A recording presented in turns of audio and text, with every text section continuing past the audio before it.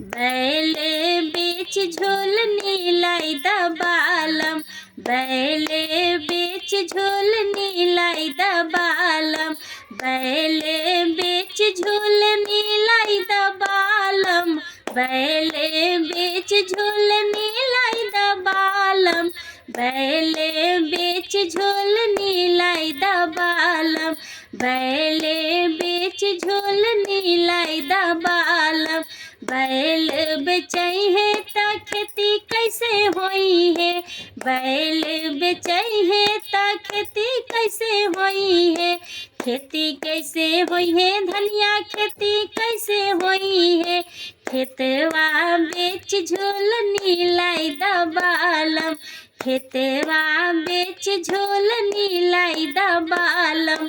खेतवा बेच झोल नीलाई दबालम, खेतवा बेच झोल नीलाई दबालम,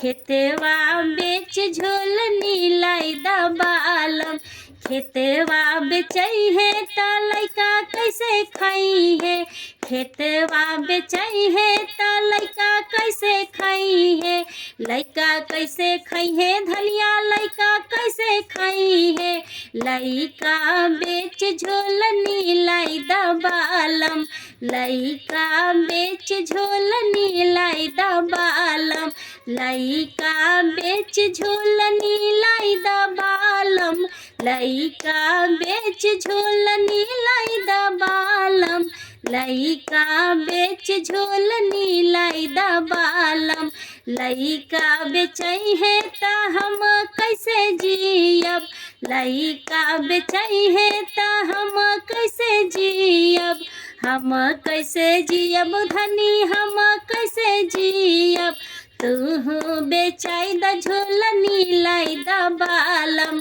तू बेचई जा झोल नीलाई दबालम, तू बेचई जा झोल नीलाई दबालम, तू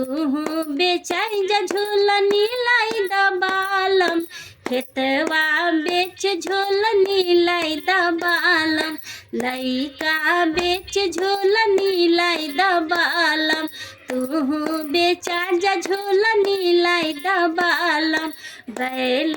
बेच झोल नीलाई दबालम, बैल बेच झोल नीलाई दबालम, बैल बेच झोल नीलाई दबालम। ऐसन सवार्थी मेहरारू कबो सुनल रहनी है? अगर रउआ लोग सुनले होखे लो तो कमेंट में लिख के बताई लो कि कितना स्वाभिमानी लो जे अपन बच्चा के भी बेच दे।